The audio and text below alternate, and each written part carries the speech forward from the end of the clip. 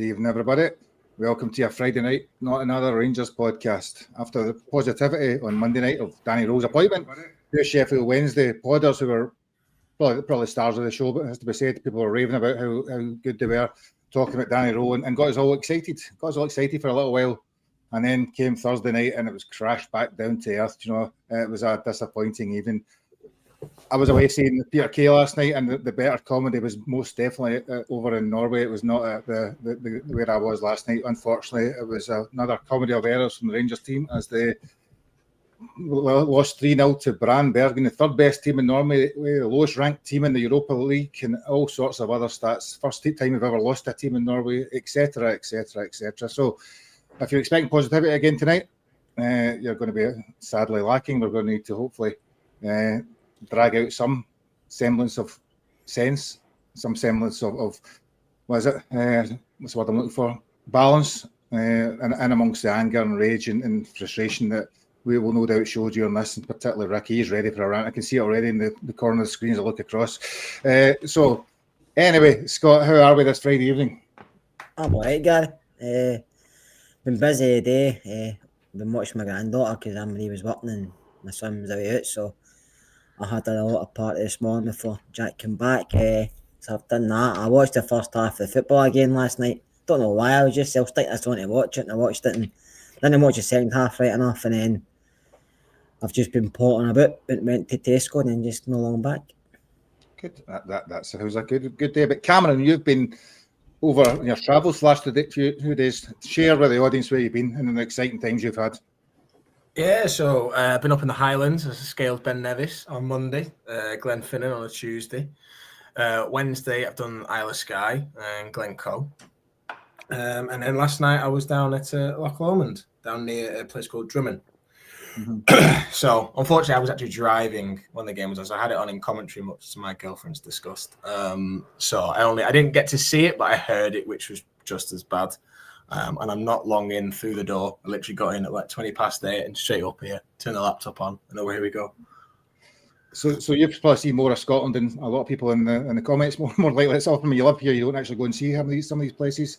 The Drummond Arms, Scott's not too far away from us, isn't it? Or the Buchanan Arms, I think in Drummond's the kind of. That's where I stayed. Lovely place. We've been there a few times before. It's a nice venue, and Loch Lomond is beautiful. So you were up Ben Nevis, didn't see anything because you got to the top and it was completely fogged over. Right. Completely dark, and then had to put torches on our phones for the last 2 hours on the way down.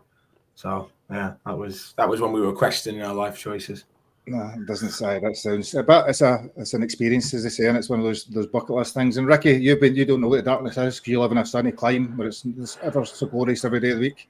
Oh, I've been dressed as Beetlejuice today, so I was at a Halloween party, mate. So I'll send you the pictures. But I feel like just keeping the costume on all the time just now. I was going to dress as Chermity, but I couldn't get the top sent over quick enough, so I went as Beetlejuice instead, mate. And the party was good, but honestly, Rangers, mate, Jesus, where is rock bottom with this team? 100%, and hopefully this is maybe it. We'll wait every game and hope that it is. I was going to do an agenda, right? And I'm not doing an agenda for those that watch. I'll probably try and write some bits and pieces down we might talk about tonight. But then I thought, why waste my time? You know, we could talk. I could just use one from the Bruges game, the second Bruges game, the Genk game, what other one is there? The Sturm Graz game, and sadly, it all came true again. It was exactly the same as all those other games. So we will delve a little bit into the game. We'll kind of focus on maybe more the players this time. David have a bit of an easy ride for the last 2-3 months when Russell Martin's been getting all the abuse. But and we'll try, as I say, we'll bit of balance. Scott said before he came on that he did watch the game back the first half, and he mentioned earlier on. So we will try and give a little bit of balance because I know when you often listen to these reaction podcasts after it and all the stuff, it's very much emotion rather than actual sometimes the reality of it. That's not to say we were good because we weren't. We were howling, I believe. I've seen the highlights on my phone. I've listened to the podcast. I've watched the interviews. None of it makes good reading or watching, but we will hopefully try and at least drag out some of the sense in amongst it all. So, Scott, I suppose first thing was the team lineup came out and Danny Rowe had talked about making a couple of changes. He brought in Njiga, who had fallen off a cliff a couple of months ago and was surprised to see him back. And obviously Chermity, who's garnered a lot of attention every time he plays for his lack of ability to score a goal. So, but I suppose in terms of the team lineup, were you satisfied with it, content with it? Would you rather seen something significantly different?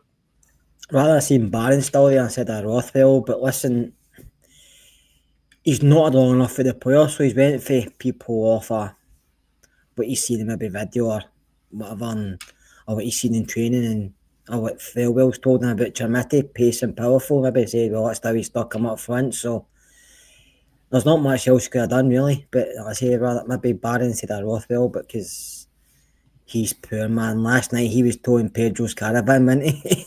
I'm telling you, he was running about that park. Well, no running, he was actually walking.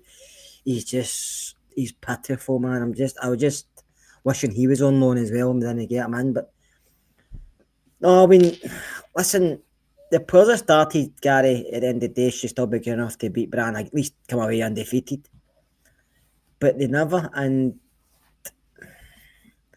there's not a lot we can say about these players because you said earlier, we've said everything about them, but I still think these loan players aren't good enough, and they should be all of them. I know there might be penalties involved, there might be other stuff with loans, because if you sign to get a loan player in for a certain amount of time and you end it early, you maybe paid a penalty, whatever, but I don't see any of these loan players have done anything enough to justify staying the full season for me. Yeah.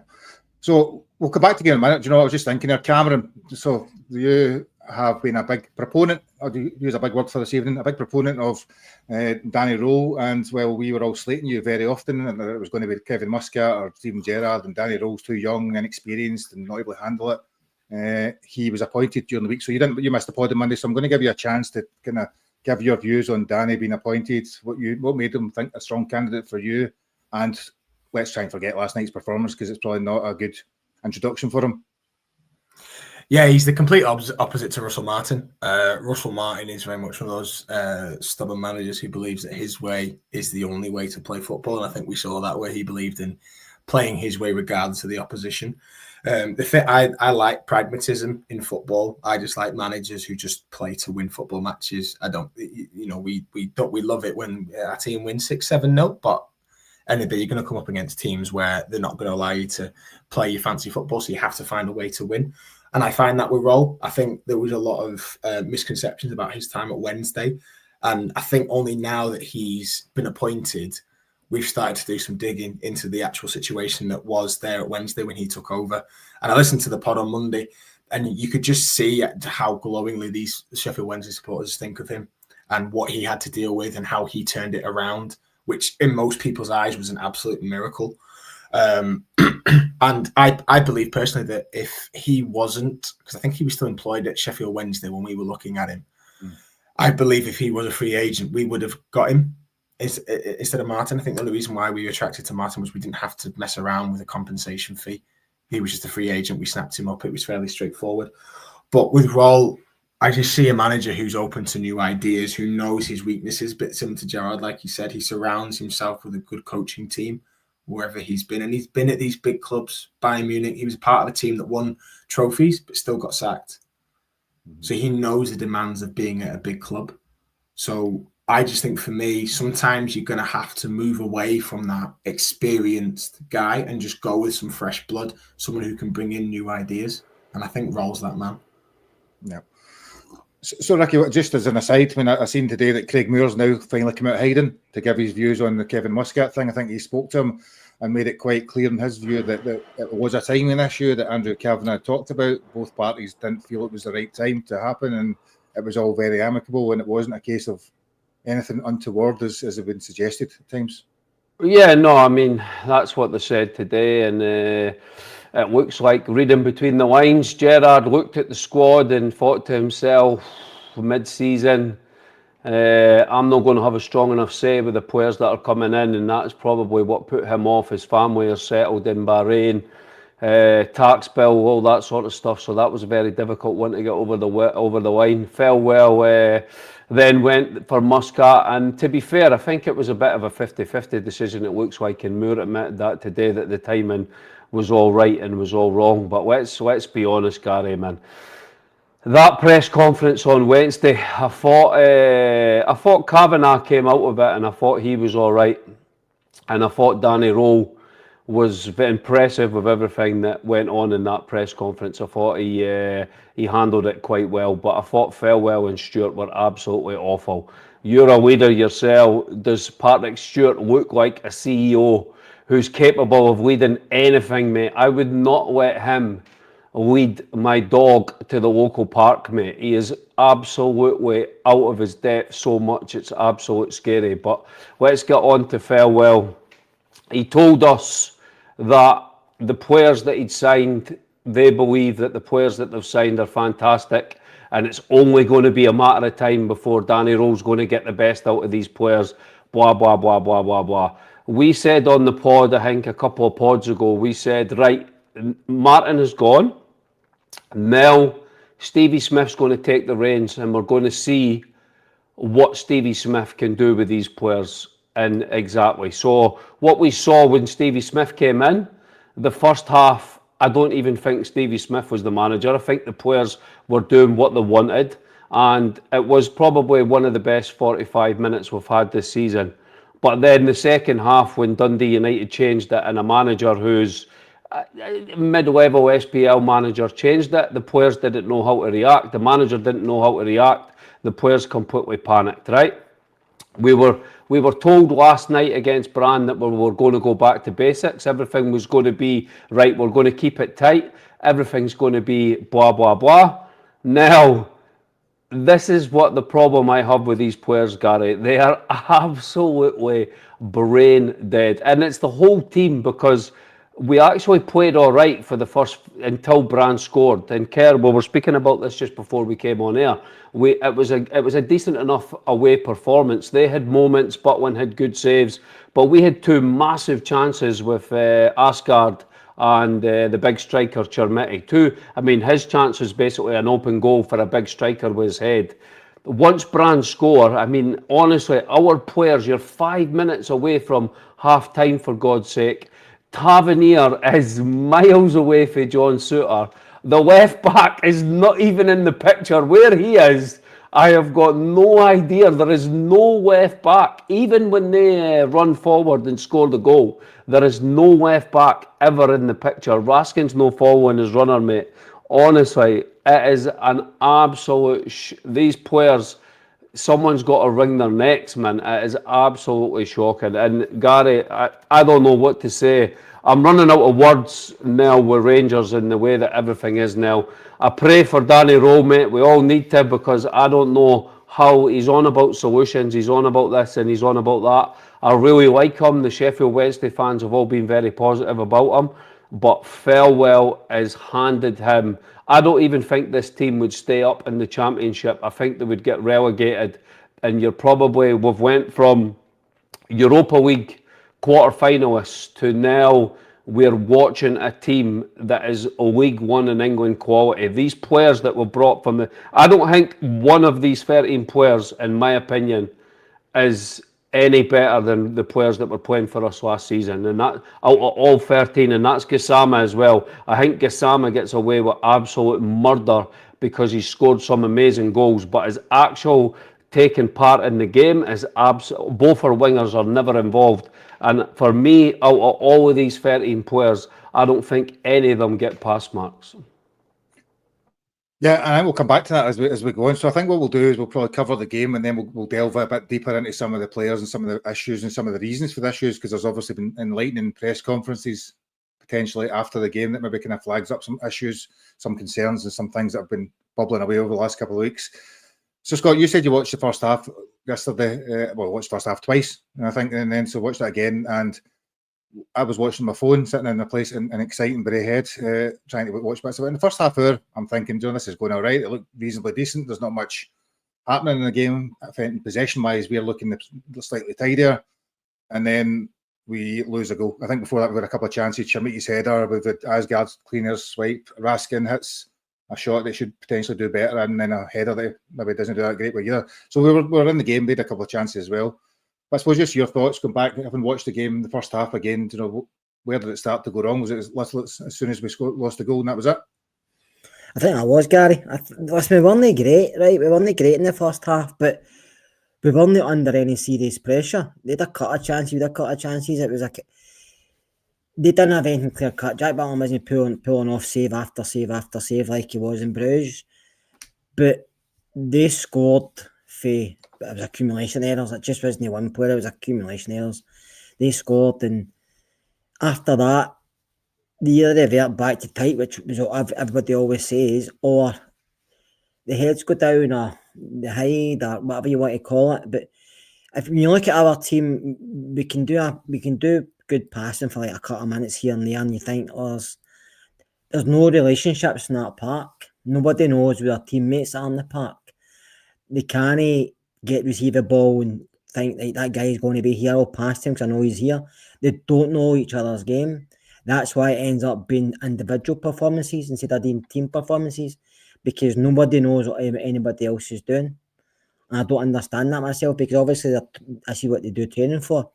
So there's a big issue there, and Danny Rose got a lot of work behind him to do. But I just felt like Gary last night, with some of his chances, you've done better with. I mean, for the head like Harry Maguire, he scores that, but he should have done better with it, because he's a centre forward.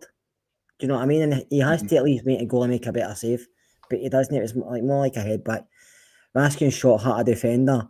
The header, he should have done better with. Asgard kicks fresh here, but then a few balls into the box. Because Hammer got to the byline and went to cut it back, and he kicked fresh here as well, didn't he? So we had a couple of chances, or half chances as you call it, but we were threatening them. And they weren't great at the back either. And we were doing stuff like that and running at them. We looked half decent. But in the transitions, we were struggling because, like I said earlier, Rothwell pulls caravans. The boy can't run. The boy can't play football at this level. He's struggling in Scottish football. Send him back to England tomorrow. He's really, really struggling.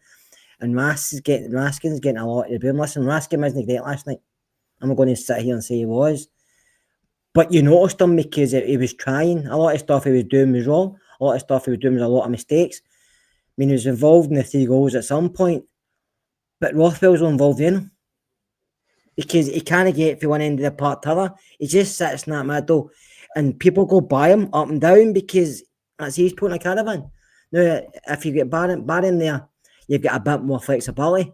Somebody else is going to put a tackle in. Somebody else is going to put a wee bit of dig. And that's where we're struggling. So I just felt we're missing so much. I wouldn't even say quality. I just see an understanding of what each other's doing. It's so baffling how they don't understand where each other are, or each other on the pitch. And one last point about Giga. He chucked it. He actually chucked it. He actually thought, I'm going to get injured. Kid, I'm injured here. So I got off the park. I mean, you sign loan players, and you know yourself, you sign a loan player, it's a gamble.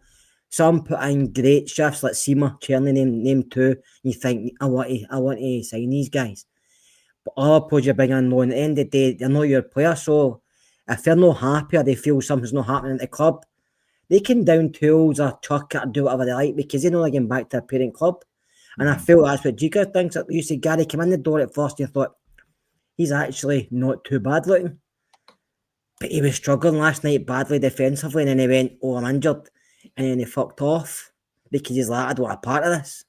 And to me, that's attitude. That's no mentality. That's attitude. His attitude is he's had enough, and we should have enough of him and tell him to do one. No, Ricky, I suppose I was watching the first goal, and this, I suppose, I've only seen my phone, so you've seen it better than I have. You've watched the telly and seen various different angles. So the first goal is Tav's miles up, so as is Magoma, which I'm assuming is tactical, because they're not just standing there for the fun of it. They're up position, presumably to press. I'm looking at it, but the issue, as it's been all season, is literally a couple of passes and guys are able to play a through ball, because it's potentially the front 3, Asgard particularly, potentially not pressing properly, and that's how I looked on the phone. There's no relationships. There's no communication with anyone in the defence, like Kerr says. Like, I used to like watching, like, when you listen to like Rio Ferdinand speak, and he's speaking to the fullbacks he used to play with. They always say that, like, they would speak to each other before they went out on the park, and what they would say to each other is, right, nothing down our side today. Let's not give anything down our side. Like, let's let nothing down. Let's protect it. Or we don't have anything like that.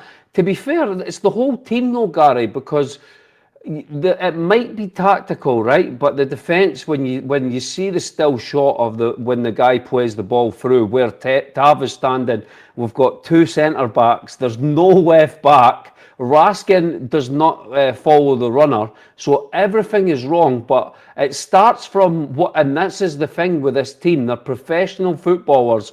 Their training videos are always absolutely pathetic. They can't pass the ball to each other, mate. They always give it away. That's always the problem. They give it away. Teams know when to trigger and when to press against us. They win the ball back, and then it's like bang. And as soon as they get the ball back, the spaces are absolutely ridiculous, because it's like, I don't know whether we're caught between defending and attacking. We keep hearing about we're going to go back to basics, we're going to do this. Just go back to basics. Try and keep a clean sheet, for God's sake, man. Just keep the defence in the defence. One fullback goes forward at a time, and if one fullback goes forward, the midfielder, whoever's in the six, fills in for the fullback. How difficult is that? You know, just now. And I got slagged when we were speaking to the Sheffield Wednesday fans, which I always do in the comments anyway, from the usual buttes, right, about slagging Tavernier. I wasn't slagging Tavernier. I was saying exactly what Kerr just said, is we've got too many egos in our team with players that are not playing their position properly. They're playing every other fucking position when they should just be concentrating on playing their position. And it's not just Tavernier, it's Rothwell, it's Raskin. It's honestly, the wingers are all over the place. Our fullbacks are all over the place. The defence don't give a crap. Like, there's massive gaps between Suter here and Jigga here. They're not shouting at people, get back, like get it, cover that space, get back. And if they do, nobody's listening. The midfield's walking, they're just walking around and like following shadows. It's so disjointed. It is unbelievable. And we need changes at the weekend, Gary. Like, I've had an absolute fill of these players. I don't think we've got any defenders that are good enough, and I agree with Kerr about Jigga, he chucked it, but who do you put in the team? You know, people are going back to Enciala. Jesus Christ, we'll be recalling Leon King and that soon. That's how bad it's getting, mate. And then in midfield, we need to see changes at the weekend, because these players don't deserve to start, and everything is disjointed. The wingers are disjointed, the striker even like barely gets any chances. The midfield is all over the place. The defence is the worst defence.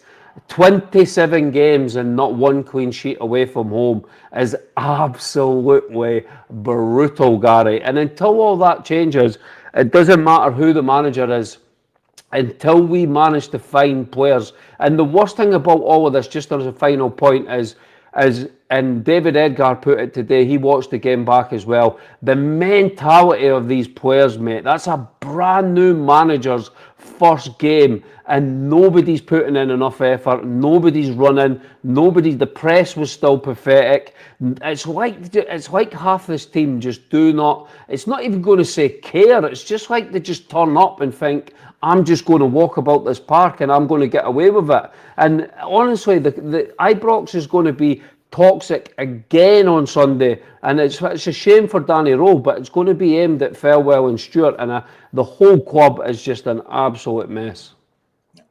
So Cameron, you've more tactical expertise than us, right? And probably you make out you do, you might not, but you sound as though you do at times, which is the main thing. So I suppose now, when I looked at the game yesterday, and I looked at the game against Bruges when Max Aarons gets sent off, and I looked at the game against Dundee United on Saturday when the guy plays the ball at the top from the score. If it was me, you, Ricky, Scott, any of us can pass the ball through if you're not being pressed or not being marked at the time or not being stopped in possession. I get the defence get criticised heavily, and that makes sense. But to me, more often than not, it's the defending from the front that's actually causing the bigger problem than defence. Because it's easy to play a through ball if you're not being put under any pressure, basically. Yeah, I just think there's no aggression in the team. I think that's a big thing. I don't think there's any aggression. In my personal opinion, I think that's been drilled out of them. I think when you look at Martin, I think he, in a way, drilled out a lot of personalities within that squad. A lot of players who would rightly scream at someone to get back in. I think we'll start to see more of that under Roll. I think you're right. If you're playing a high line, you've got to press from the front.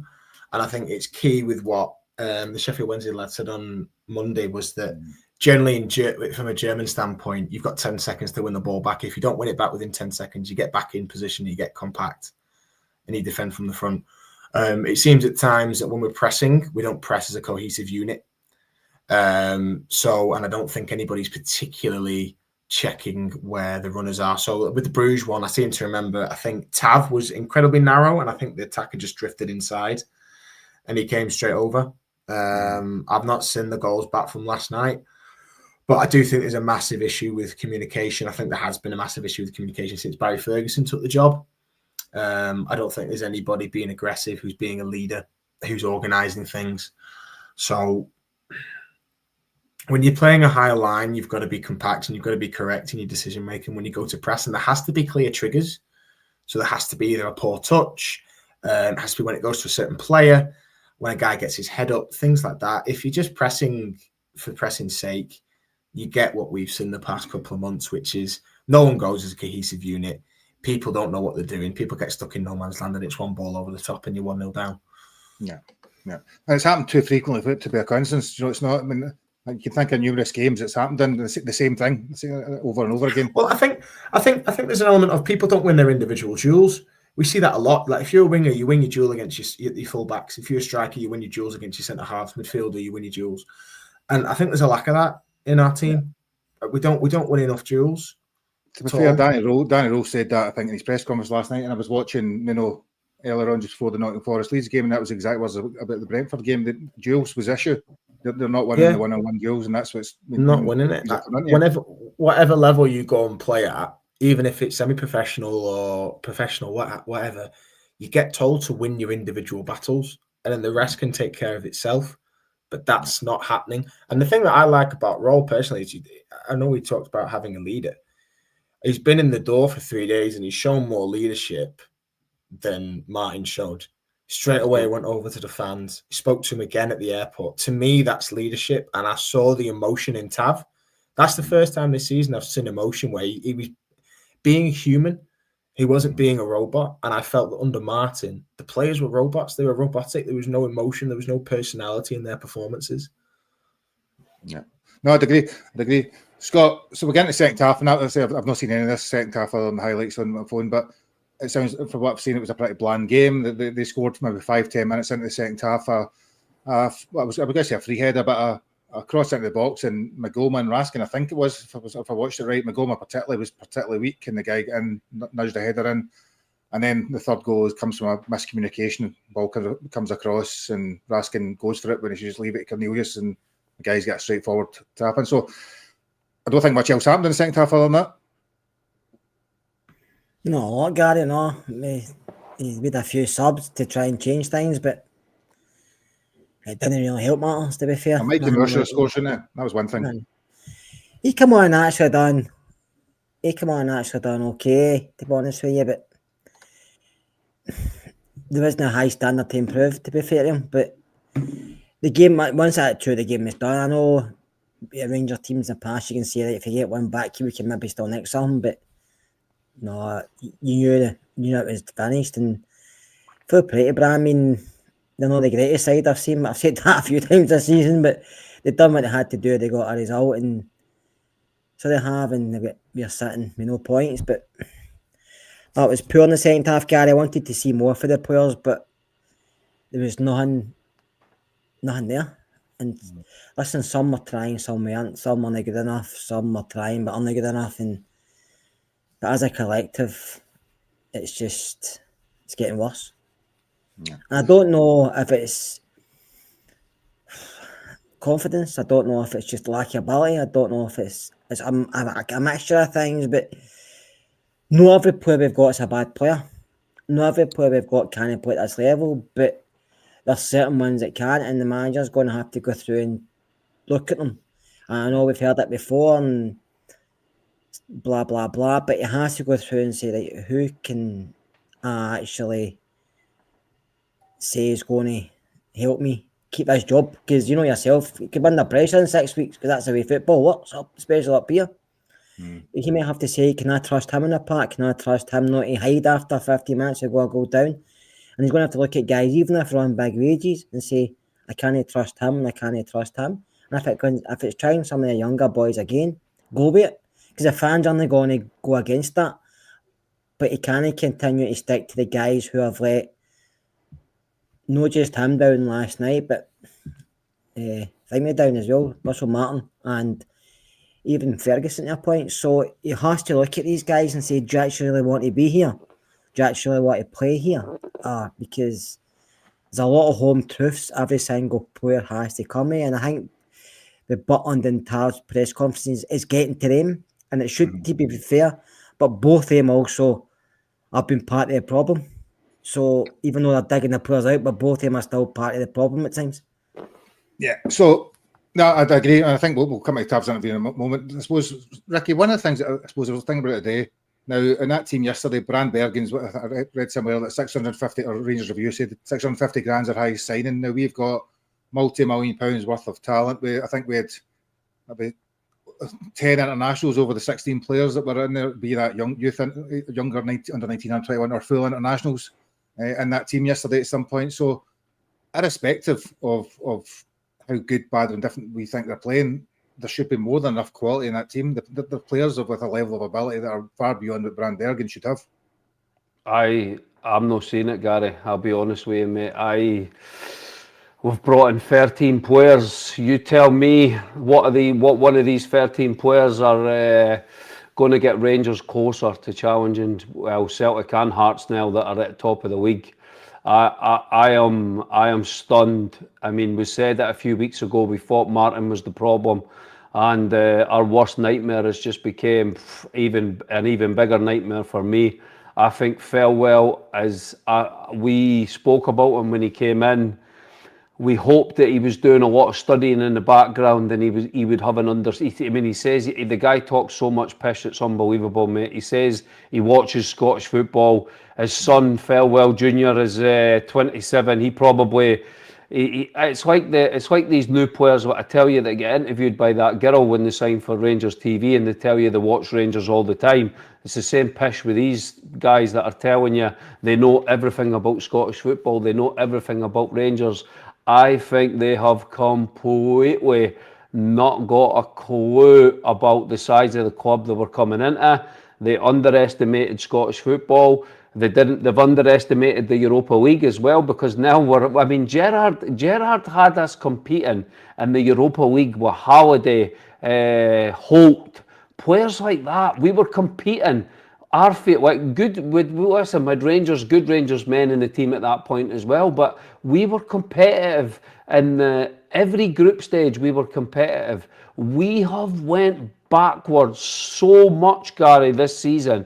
It is absolutely frightening, and there's no way you can sit there and say that Rowe's just going to wave a magic wand and find solutions to these problems. We don't have one defender. Every defender we've got is utter pish.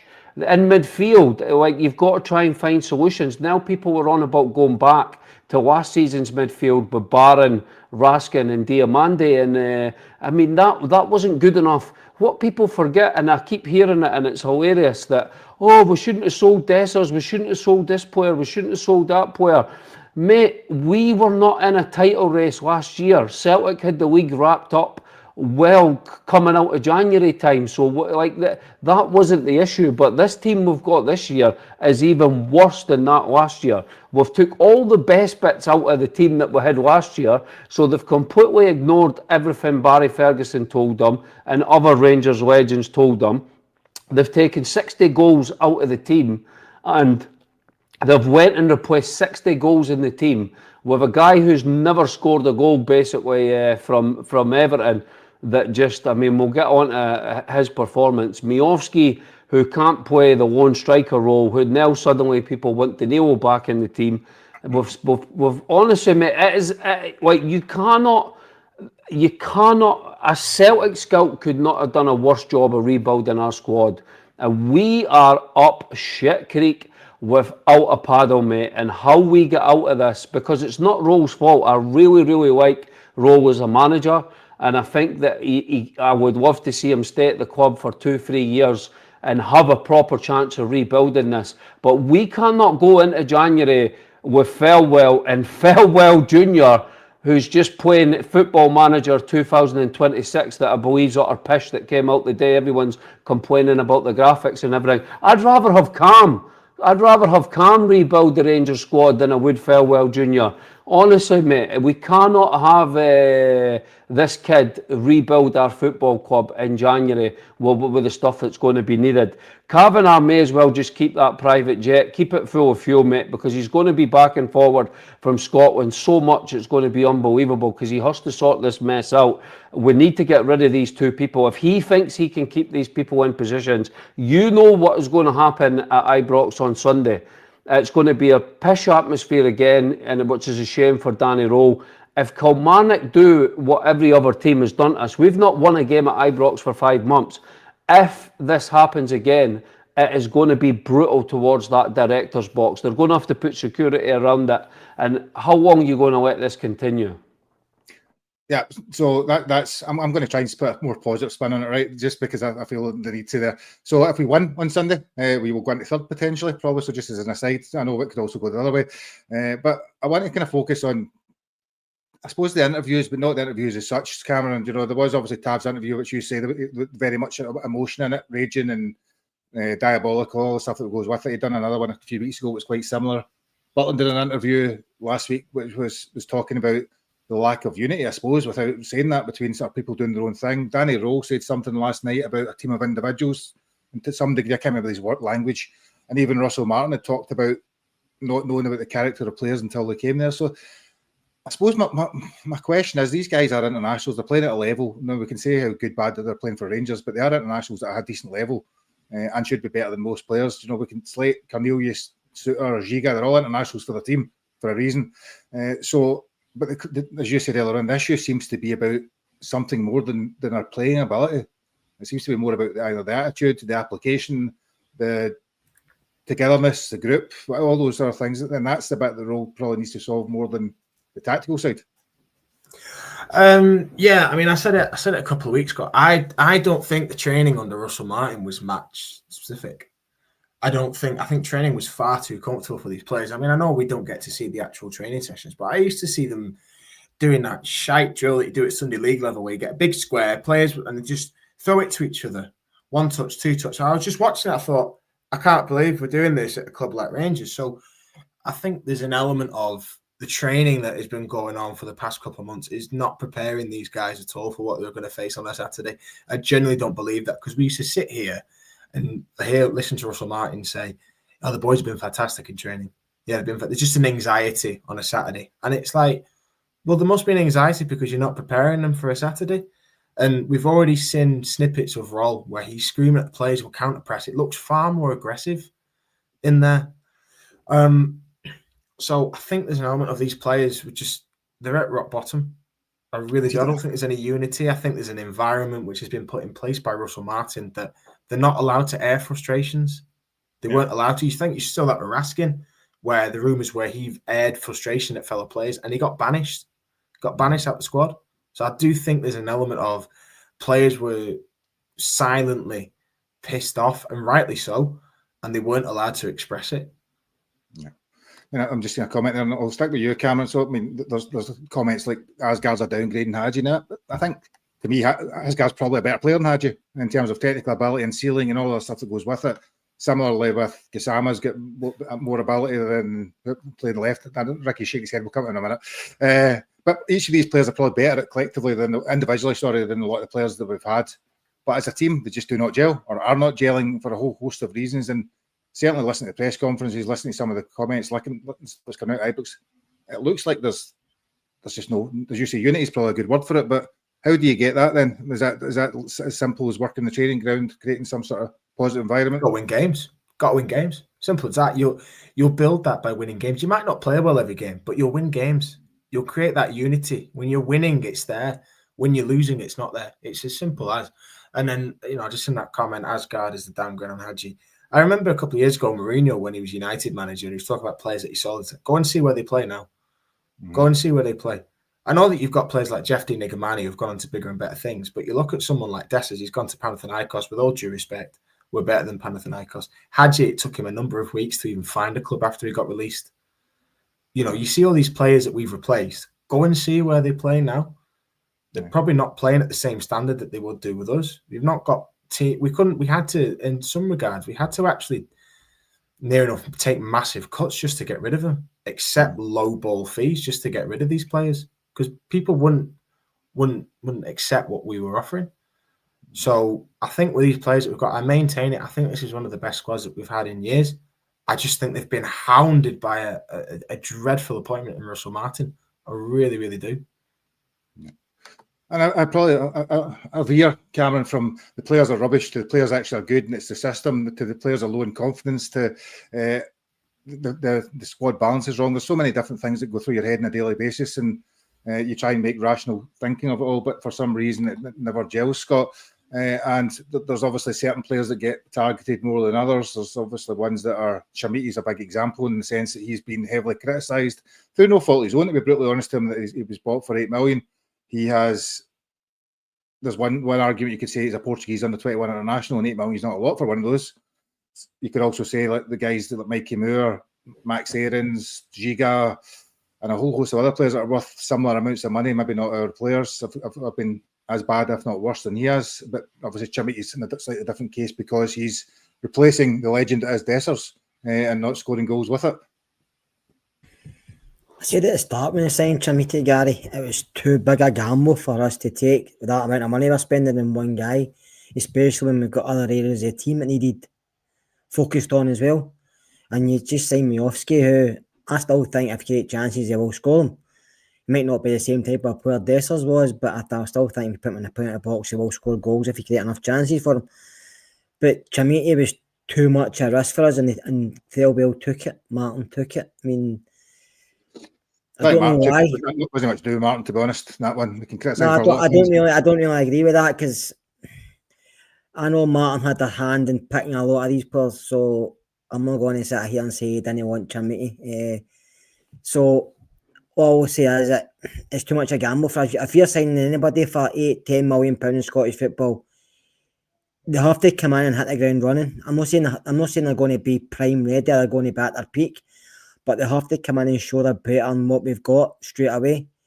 Even though they might not be better than a lot of others, but they have to come in and be our best player for that amount of money, because it's a lot of money for Rangers to spend, and it's a massive, massive gamble. You're right, it's not the boys' fault, but it was a signing we didn't have to make. We've not got a left back in this team. You could have signed another striker for less, for half of that, or signed Shankland at the start of the season for free, and you could have bought in another centre back because we're struggling there. But he pitched all these loan players, and they went and got Chimiti, who he signed for Everton, who never really done well there. And listen, I still think there's something else behind this deal, but I'm not going to say what I think it is. But you sign a guy twice and it's costing you £25 million. That reeks to me. That reeks. And then you're trying to say he's got pace, he's got power, he's got this. He may well have in 2 or 3 years, but Rangers Football Club can't take that gamble on one guy. And then when he gets criticised, people they don't like it. Yeah. Go and buy somebody with a bit of experience, like we've done with Dessers before, like we've done with Miofsky, even though he's not played well since he's come in the door, but buy somebody who's already been round the circuit. Don't buy a young lad who scored 2 goals in 2 years or whatever, who's didn't really fit in Everton by all accounts, and then we bring him up to Scotland, we expect him to be a main striker, and it's not working, especially in this team we've got at the moment. If the team was winning games and we've been more experienced, it might have worked for him better. But you're signing a guy when you're rebuilding a team where you've got other areas of that side we should have focused on first before we busted bank for a striker, Gary. But like I say, the deal stinks to me. I don't get anybody says the deal stinks. So I don't want to pick on Chimiti alone. We'll move on to some other players. One of the ones I wanted to highlight, Ricky, was Oliver Antman. Oliver Antman was the Eredivisie assist king, and other than maybe an hour against Victoria Pilsen, he's been completely lost. I mean, of all the players that I've seen this season, him and McGomer are probably the two that have looked more lost than him. And last night again, he's lucky the last 55 minutes in a game when he has been playing. Yeah, well, you spoke about the second goal, and he was scary last night. I mean, he got taken off. The manager was disgusted with him because he went to control the ball, and his first touch went about 10 yards in front of him, and then he went and smashed into the boy And then that was the free kick that, okay, it should have been defended better 100%. But I mean, his touch all night was all over the place. He was running about he was running about at a headless chicken. And against Dundee United, he actually pressed okay. I thought he put in a bit of work rate and he actually tired the start of the second half. But last night, I mean, we're going on about these players, Gary. They're playing.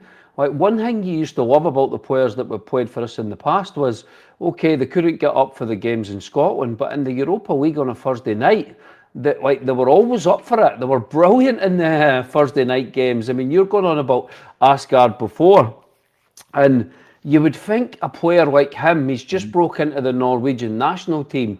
You would think Europa League's on a Thursday night, he would be like, right, watch that. The guy's a beast, man. He's absolutely massive.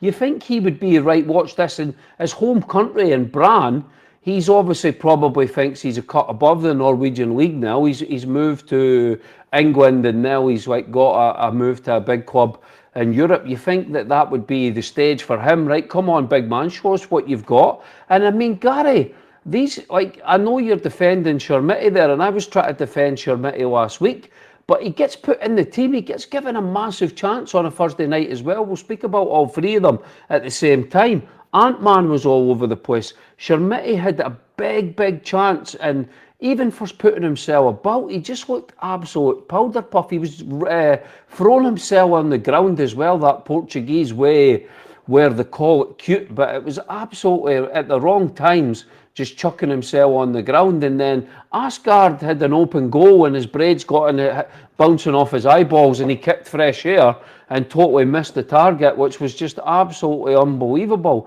But I mean, these guys, it's so frustrating because these guys should be showing you this on a Thursday night.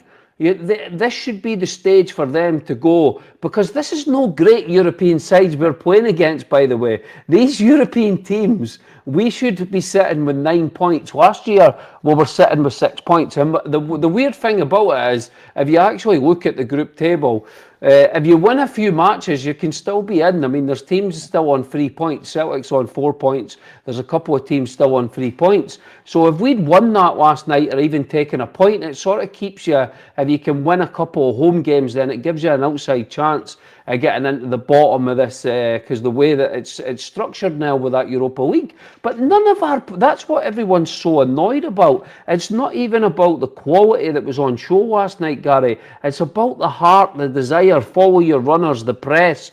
This is all basic stuff that for a new manager, these players should be running through a brick wall. So, I mean, what does that show you about, well, whether you want to call it mentality, courage, heart, desire, give it any name you want, but they should be showing that in spades for a new manager. And are we going to see it on Sunday now? Are we going to see a reaction against Kilmarnock? Because I see people putting in the comments, and they're absolutely right. Kilmarnock should be an easy game for us, mate. But these games, we've not won at Ibrox in 5 months, for God's sake. So can someone tell me what is an easy game nowadays? Because I've just got Mick McCarthy in my head on repeat going, it can't get any worse. And he's just, to all day, he's just been saying to me, it can. Because this Rangers team, it just seems to just, and we've got Hibs, Roma and Celtic coming up, mate. So, good luck, Danny Rowe, because that is going to be, it can. I don't know where rock bottom is with this Rangers team, mate, but we're speaking on a podcast and everything like that, but this has been for a few years now, boys. Heart, desire, passion, running, that's basics. I mean, Jesus Christ, Cy Ferry can get that in an East Kilbride team. We should be able to see that in Rangers players when they're playing and putting that new orange jersey that we'll have to all pay 85 quid for them. That should be a basic of every Rangers player, and we're not seeing any of that, Gary. So until you do the basics right, you won't win football matches, and that's just the way football is.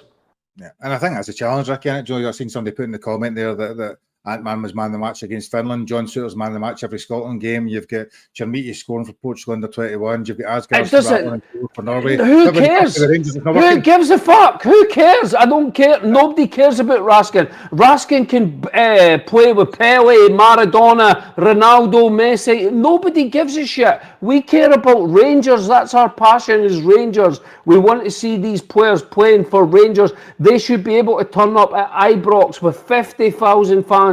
The atmosphere was incredible in the first half against Dundee United at the weekend. They had all the backing, all the fans were behind them, and the players decided to not turn up for the second half, mate. So if that's the attitude of these players, then they're not going to get support from the supporters, and it's going to be more of the same, and it's all their own fault. 100%. I suppose that's the point trying to make in it. It's the ability of the players isn't really in question. The attitude and application, or the togetherness, and all these other things are. So, Cameron, I suppose that takes us to the game on Sunday. We play Kilmarnock. Kilmarnock have actually a good season so far. I had a wee look earlier on. They've got 10 points, 2 wins, 4 draws, and 2 defeats. One of them was a dodgy penalty given against them in injury time. So they've actually played pretty well. They're just above us in the league. If we do win, we potentially move up to third, as I said. But I suppose Danny Rowe's now seen them in action once. He's obviously got his own opinions now. Where do we go for Sunday then? I suppose in terms of style, changes, get that desire there. What sort of things were you looking at? Me personally, when he speaks about having a 10-second timer for winning the ball back, for me, he should set a timer for saying, right, you got 20 minutes, go and get the first goal. Because if you get the first goal at Ibrox 20 minutes in, it makes your life a hell of a lot easier. I think the longer the game goes on with no goal, I think that's when nerves creep in. That's when this anxiety with the players creeps in. But for me, he's got to start fast, and he's got to do that 100%. I think you'll see a bit more aggression. Well, I hope to see a lot more aggression from the players. He's got to mix it up. I agree with what the boys are saying. I didn't watch the game, so I can't tell you who played shit and who didn't. But he's got to try. He's got to mix something up. Maybe you do try Danilo up front. I don't see it being a game for Miofsky. I said it at the time when we signed him. I don't really see why we signed Miofsky. I don't think he suits the way we play. He's great at running in the channel. I agree.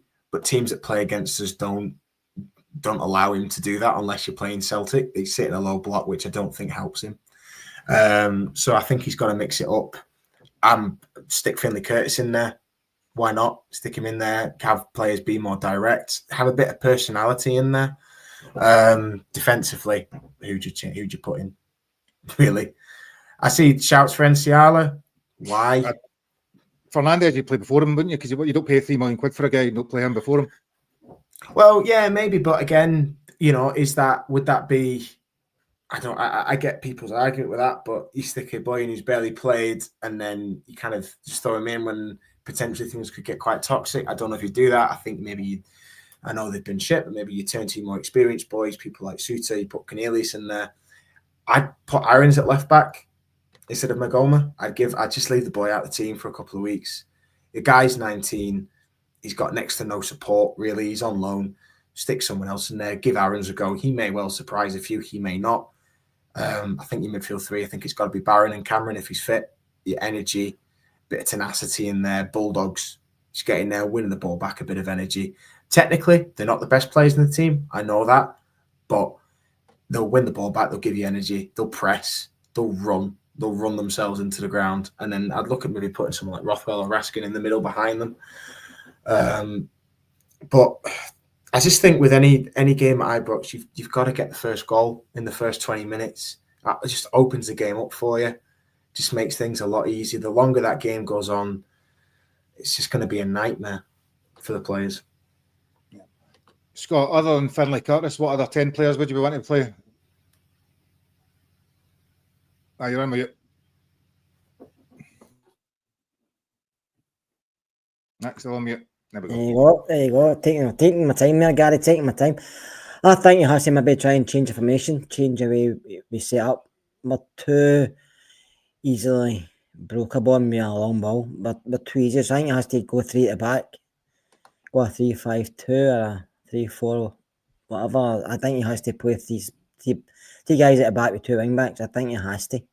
because the two centre backs don't communicate with one another. The positional sense, both of them. I mean, they don't move as a pair. They don't operate as a pair. They don't one goes, one stays. They don't do none of that. It's like they don't know each other around. You've seen it with Suter and you've seen it with Giga. You've seen it with Suter and Cornelius, but I think you have to play a three. My three would be Cornelius, Tav, and Suter. I don't think you can swap anybody else here at the moment. NCR's no play file. Fernandez has been injured. I know he's back training, but he's been injured. And Giga shouldn't play for Rangers again. He shouldn't be in a Rangers shirt again unless he buys one himself at the shop. He shouldn't wear a Rangers shirt again. Next shirt he wears should be the flowery shirt for Halloween or when he returns back to Wolves. And he has to play. I would agree with Cam. I would bring in Barron and Cameron. Just on the defence. This might be a curveball, but I think it's worth starting Kelly instead of Butland. I really do. Jai's been playing well. I know. I get that. You can't drop him. He's been playing too well. I know. I get that.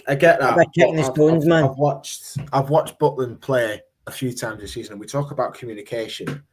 I don't see him particularly communicating with that back four.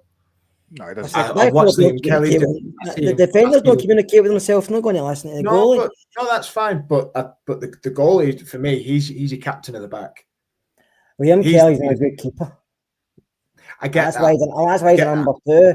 Remember the thing we had this 3 seasons back. When we had that other guy. I remember what was his name, John. No, Alexander. John McLaughlin.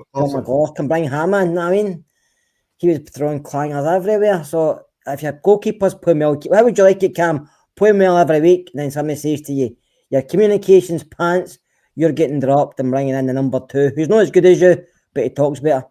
Give a little bit of that. But you're not. Yeah, get up, yeah. No, they're fair point. But you could also just argue you're not winning games. I get that he's playing well. I understand that. But I'm just saying, if you're looking at defensively organising, I've been involved in teams like that where the goalkeeper's not organising the defence. He's quiet, doesn't shout, but he makes good saves. People still go, yeah, but you're not doing what I need to do. So I'm just throwing one out there. I wouldn't be for me. I would keep Jack in. I think he's been playing well, and I think he does communicate. I just think the defenders are poor, and that's how we go 3 at the back. I think you have to stick Tav in there because I think Tav's legs are starting to go more and more and more. We all know he's not the great. He's never been the greatest defensive, everybody knows that, but not many modern day fullbacks are, to be honest with you. You're not trying to score, but Scott, it's all guy scores. I know, but he's decent in there, Gary. No, I'm not kidding. Anyway, let Ricky have a chance. Ricky, you've got the say on this because they two are just trying to bring everybody. No, I like what I definitely would keep Butland in goal. That's why you'd let youngsters pick the team. Cam's not rebuilding the squad anymore in January. He's been fired. Right, but I would keep Tav at right. But I like the 3 at the back. But I worry about like the players that we've got to play wing back. So I would probably stick with the 3 at the back, but I would keep Tav as right wing back, and I would probably go Cornelius, Fernandez, and Suter as the 3. And then on the left, I would probably go Gassama. And then in the middle, I would probably go with Barron, Cameron, and Raskin. But there would have to be. I would try and keep it tight because Kilmarnock play 3-5-2 as well. So you're matching up with them with the 3-5-2 because that's the formation that Kettlewell plays. And then up front, I would go for Miovski and Curtis up front. And Tav, to be honest with you, Tav is, for me, as going forward in Scotland is still all right, but defence, he's all over the place, mate. And the defence is all over the place. The fullbacks are all over the place. The problem for me we have with our defence when we play a 4 is when the fullbacks go forward, you shouldn't have 2 fullbacks going forward at the same time. It's all over the place. And then you've got Rothwell and Raskin, like they're not sitting like Jack used to. When Borna used to go forward, Jack would go to left back. Or when Tav used to bomb forward when he was in his prime, Jack would move to right back. So, and you had Kamara there protecting the midfield as well. But with just now, everyone like Tav, to be fair, is trying to go forward a little bit. The left back's all over the place. And then the midfield gives the ball away because they can't keep the ball. Asgard, you're on about 20 minutes to score a goal. I think he needs to give Asgard 10 seconds to pass the ball, man, because if he plays, his passing is so slow, it's absolutely incredible. So I would like to see, keep it tight. I like the 3-5-2 idea. I really do. Miovski and Curtis up front as the two. And then definitely in midfield, the legs of Cameron, Barron. And Barron's sitting, by the way, and Raskin and Cameron doing a little bit more of the running and stuff like that. And then you've got a little bit more protection. I think we need to try something like that. We definitely need to see changes in the team. I cannot handle listen, Roll, we all like Roll, and we like what he's doing with the team, but I can't see, you don't want to see him sort of staying with the same formation and the same players that he started. I don't think he will on Thursday night. We need to see a freshness, a proper freshness, because we've seen these players now for a few weeks, Gary, and they've done nothing but let us down in this formation. And we need to start winning football matches, mate. We've got some big games coming up, and like the guy said, if you get a bit of confidence into the team, you never know. But just now, it's so grim, and I just pray that Kilmarnock don't get the first goal. To be honest, what about you, Gary? What would you like to see? I'm going to, because I think I normally let you decide, but I think you're all talking nonsense. So I'm going to give you my team. I don't agree with most of what you said there. So I would still be going with normal 4-4-2. Go Butland, Tav, Suter, and Fernandez and Cornelius left back, because I do think Magoma should be out of the team. I think he's probably struggling badly, and Fernandez is now fit. So I think if you have paid that money for him, he's a big solid defender. SPL games, he should be ideal. So I'd go with that as a back four. I think I'd expect to see Dio come back in. I'd like to see Bajrami play. I'd like to see Curtis on the right, Gassama on the left, and probably Raskin sitting as a number 6 with. And it could be any one of 3 strikers, because they're all woeful. It doesn't matter what one it is. Not one of them I rate particularly highly at this moment in time. So Miovski, I'm not a huge fan of. Danilo, we know what he can do and can't do, and most of it's what he can't do. And probably I'll stick with Chamita. Do you know? I think you may as well keep playing him. So Gary, you should. Peter Kay could name a better team than that, mate. They play 3-5-2, so you've got 2 midfielders against their 5 in midfield. So four at the back. Then midfield was Raskin, Dio, and Bajrami. No, but that's 12 players. That's cheating, man. You said Gassama, and then we'll see. There's 11 players. Most of them don't count. Most of them are anonymous, so nobody notices them in the park anyway. Peter Kay gave you that team last night, mate. That's it. Now, Jonas said I would like to see Bajrami start. I think he deserves a start and maybe come into the team. I would like to see that as well. Start, and I think Dio will probably come back in from there. So, in terms of scorelines, guys, what do we think? Quick fire scoreline. Scott, come to you first. I think we'll win 2-1. 2-1. Scoring the first goal in the first 20 minutes. It's going to first goal anytime, Gary. I think we'll score 2. I think we will win on Sunday. I know we're not playing well, but I think we will, for some reason, get a victory. And I think it will be down to the manager, by the way. I think he's, between now and Sunday, his instructions and what he's saying to him, they'll understand that better than what Russell Martin ever said.